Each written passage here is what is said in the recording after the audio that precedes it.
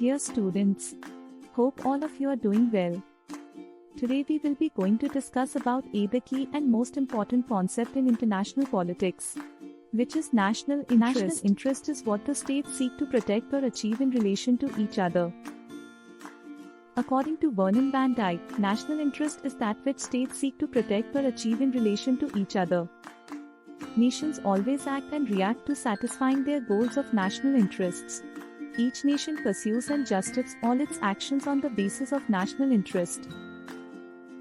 Nations arrange their priorities on the basis of their resources. Security has been to be the most important of these priorities.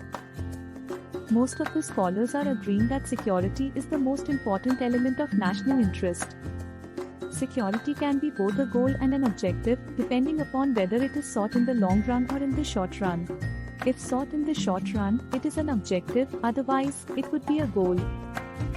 National interests dictate as to when security should be pursued as an objective and when as a goal. National interests of countries are likely to change because of various factors. It could be due to change in governments or interests of the most influential groups or a general change in the international situation, like the onset of globalization or the shift from bipolarity to a multipolar world. National interests of the state are divided into vital interests and non-vital interests. States are not willing to make any compromise on vital interest matters even they ready to go to war. It includes the protection of territorial integrity or sometimes national prestige. However, non-vital interests are secondary, such as improvement in the trade or cultural contacts where the state would not go to war but want to fulfill it by other means.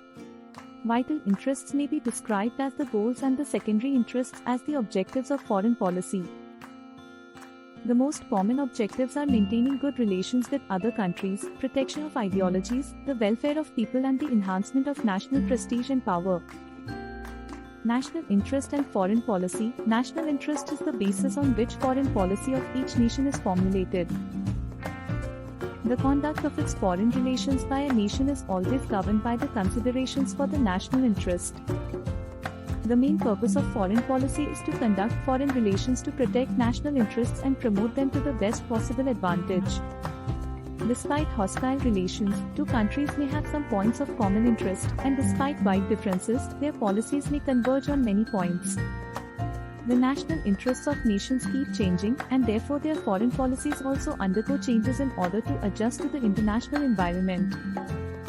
The foreign policies of different countries keep changing because the range of interests of different countries keeps changing.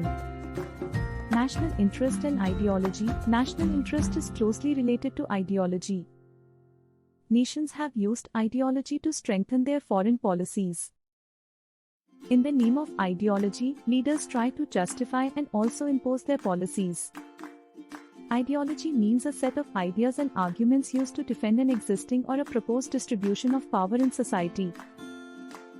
These ideas are accepted to be true by their upholders without inquiring into their validity.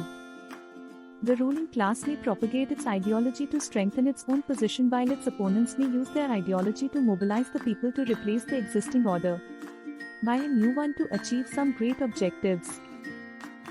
In international politics, many times, ideology is used as a guide for conducting foreign policy, and the policymakers try to hide the true nature of their political actions behind the mask of a political ideology. Ideology may act as a primary guiding principle or secondary guiding principle behind foreign policy. There are a number of ideologies such as nationalism, liberalism, fascism, communism, socialism, etc. that have developed over a period of time. Nations rationalize their actions, whether political, social, economic or cultural and even humanitarian, by supporting an ideology and keeping national interests above ideology. The security of the state has been considered as the most important of national interests. For this purpose, the state enters into alliances and counter-alliances without adhering to any ideology. There is a close relationship between the two. They are affected by each other because national interest may be shaped by ideology and vice versa. Thank you.